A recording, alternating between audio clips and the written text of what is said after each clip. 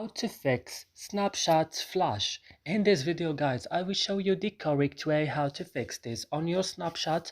Just watch this video till the end. So first you have to go and open the settings of your device or your phone, and here you have to search only for apps option.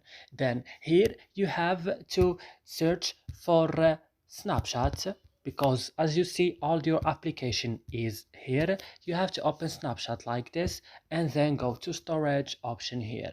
Then what you should do, you have to go to the last button in the bottom of the screen, clear data, then click OK.